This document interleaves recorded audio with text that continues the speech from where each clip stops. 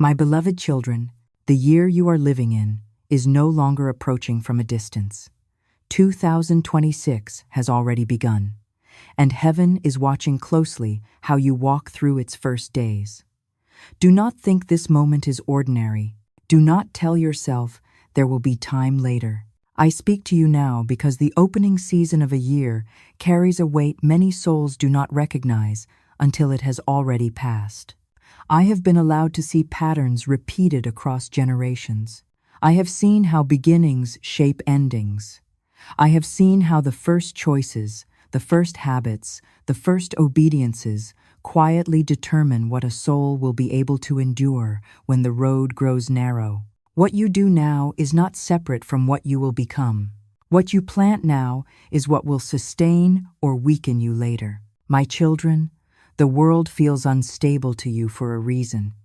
You sense that something has shifted, even if you cannot fully explain it. Many of you wake up with a quiet urgency in your chest. Others feel a heaviness, as though time itself is pressing down.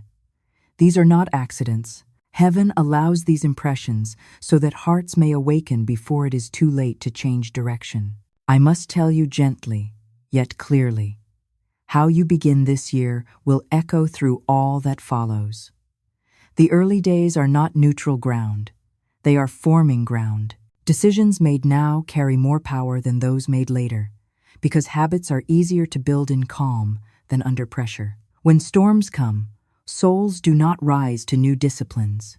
They fall back on the ones they already practiced. Many believe they will prepare when signs grow clearer, when events become undeniable, when fear forces them to change. But I have seen that fear does not produce deep roots. Only daily faithfulness does. Only quiet obedience, practiced when no one is watching, forms the strength needed for what is ahead. My children, listen carefully. The first season of this year is a gift of mercy. It is time given, not demanded. It is space before the noise increases. What you do with this gift matters more than you realize. The first thing heaven is watching is not your knowledge, not your titles, not your words, but your daily communion with God. I have seen souls who knew much truth, yet fell because they had not learned to sit with God in stillness. Prayer rushed, prayer distracted, prayer treated as a task rather than a meeting, does not anchor the soul. Only prayer that slows you down, humbles you, and aligns your heart with heaven can do that. Do not tell yourself you are too busy. No one who was ever ready said they had extra time. Readiness is chosen, not scheduled. Begin with what you can, but begin sincerely.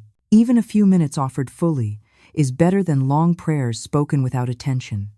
Yet understand this: habits formed now will grow, and habits neglected now will be hard to build later.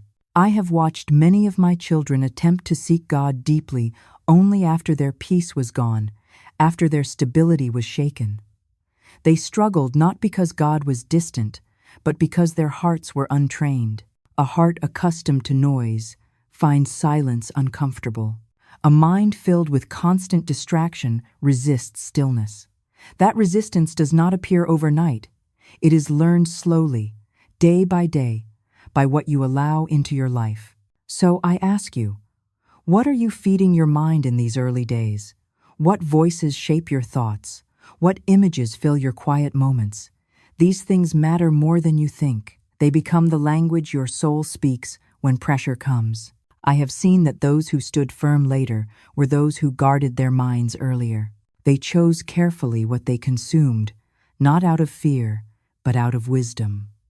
They understood that not everything permitted is helpful, and not everything entertaining is harmless. What you repeatedly allow becomes what you depend on. Before we continue, I ask you to do one quiet thing. If you feel that this message has reached you personally, subscribe as an act of faith, not casually and not out of habit, but as a gentle decision that says, I am staying, I am listening, I am preparing my heart. Let this small step reflect your willingness to walk deeper in understanding. My beloved children, Scripture is not meant to be skimmed like news or glanced at like decoration. It is living, and it reshapes the one who dwells in it. Those who only touch it lightly are surprised when their faith feels shallow. Those who stay with it, wrestle with it, pray through it, and return to it daily, find that it holds them steady when emotions fail.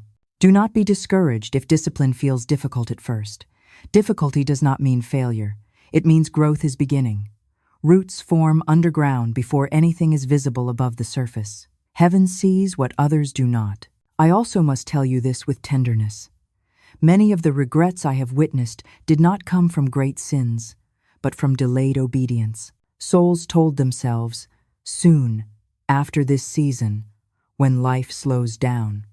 But time, once given, does not return in the same form. The opportunity you have now is specific. It fits this moment. It will not look the same later. This is why I speak now, at the beginning. Not to frighten you, but to steady you. Not to overwhelm you, but to focus you. Heaven does not ask perfection from you in a day. Heaven asks direction. Where are you facing? What are you choosing to strengthen? If you stumble, rise quickly. Do not stay down in shame. Shame delays more preparation than weakness ever could. God is patient, but time itself is not unlimited. Use what you are given with humility and intention. As these days unfold, choose daily prayer that is real. Choose scripture that is studied, not rushed. Choose moments of silence where your soul can hear again. Begin reducing what drains you and increasing what strengthens you. These are not dramatic acts, but they are decisive ones. I speak as a mother who has watched generations rise and fall, prepare and delay, listen and ignore.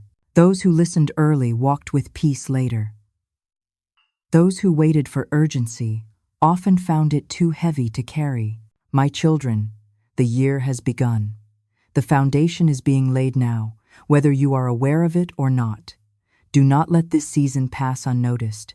Heaven is near, grace is present, wisdom is calling softly, not shouting. In the next moments, I will speak to you about separation, about choices that feel uncomfortable but protect your soul. For now, hold this in your heart. Beginnings matter. What you nurture now will walk with you when the road narrows. Stay awake, stay gentle, stay faithful in small things. I am with you, and heaven watches with hope. My beloved children, now I must speak to you about choices that many avoid because they are uncomfortable. Yet these choices, made early, protect the soul later. I speak not to burden you, but to spare you regret. What you allow to remain in your life during this opening season will either strengthen your walk with God or quietly weaken it. There is a truth I have seen again and again. When pressure increases, people do not suddenly become disciplined or courageous. They become consistent. They return to what is familiar. That is why the early days matter so deeply. This is when separation happens gently, before it must happen painfully. Many misunderstand the word separation. They think it means isolation, harshness, or rejection of others. That is not what heaven desires. Separation is not about withdrawing love. It is about withdrawing dependence. It is about deciding what shapes you and what no longer has permission to rule your attention, your emotions, and your time. My children, the world is designed to keep you busy, distracted, and emotionally exhausted. Noise surrounds you constantly. Images compete for your attention. Opinions demand your loyalty. None of this feels dangerous in small amounts. But I have seen how these things slowly crowd out space for God without you noticing. Separation begins with honesty. Ask yourself, what truly feeds my spirit, and what merely fills my hours? What brings me closer to God, and what leaves me restless afterward? Do not answer defensively. Heaven is not accusing you. Heaven is inviting you to clarity. Many souls believe they will let go of worldly habits when circumstances force them to. But forced change rarely lasts. Chosen change does. When you decide freely, with understanding, your heart follows. When change is imposed by fear or loss, resentment often follows instead. I have seen faithful people struggle later not because they loved the world more than God, but because they never practiced letting go when it was easy. Attachment forms quietly. Comfort becomes dependence, and when those comforts are threatened, fear rises faster than faith. This is why the beginning of the year is precious. You still have room to choose without panic. You still have space to reorder priorities without pressure. Use this time wisely. Consider how you spend your quiet moments. When there is nothing urgent to do, where does your mind go? What do you reach for instinctively? These habits reveal what has become your refuge. God desires to be your refuge, not merely an option you turn to when everything else fails. I speak gently, but clearly. Entertainment shapes the heart more than most people admit. What you repeatedly watch, listen to, and scroll through trains your emotional responses. It teaches your soul what to desire, what to fear, and what to ignore. This training does not stop when times grow difficult. It becomes louder. Reducing what distracts you is not punishment. It is protection. You do not need to remove everything at once, but you do need to choose intentionally. Keep what serves your growth.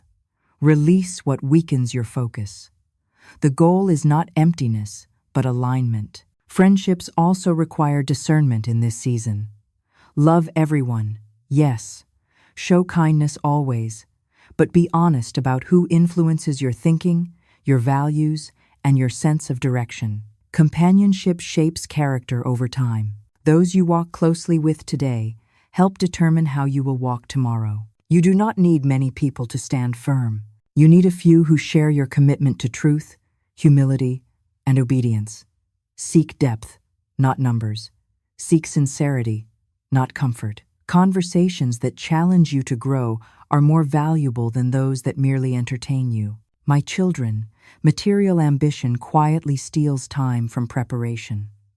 There is nothing wrong with responsibility or provision, but when accumulation becomes the focus, readiness fades into the background. I have seen many assume there would always be time to simplify later. Later often never came. This is why small acts of simplification now matter. Let go of excess. Reduce what ties your heart to constant maintenance. Choose freedom over accumulation. A lighter life is easier to move when God calls. Another truth I must share. Community formed in calm seasons becomes shelter in difficult ones. Those who tried to build trust only when fear arrived struggled deeply. Suspicion grows quickly under pressure. Trust grows slowly in peace. Look around you. Identify those who take faith seriously, not perfectly, but sincerely. Begin building relationships now through prayer, honest conversation, and shared purpose. Do not wait for urgency to force connection. Let love lead, not fear. You were not created to stand alone. Even the strongest souls weaken in isolation.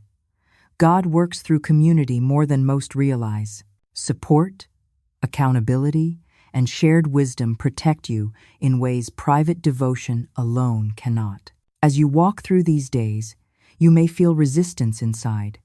Part of you may want to delay, to soften these choices, to tell yourself there is no rush. Do not condemn yourself for this feeling. Acknowledge it, then choose wisely anyway. Growth often feels uncomfortable before it feels peaceful. Remember, heaven is not asking for perfection.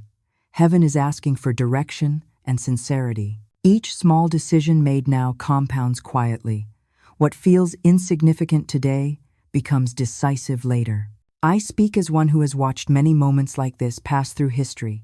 Some listened and adjusted early.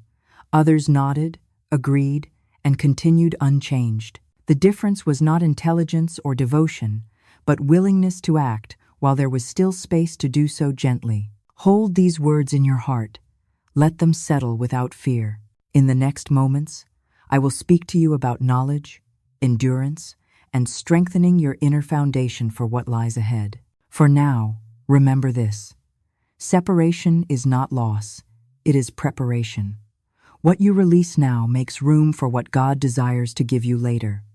Stay attentive, stay humble, stay willing. Heaven walks with you in this season. My beloved children, now I must speak to you about endurance, about what sustains the soul when clarity fades and pressure increases. There is a strength that does not come from emotion, excitement, or urgency.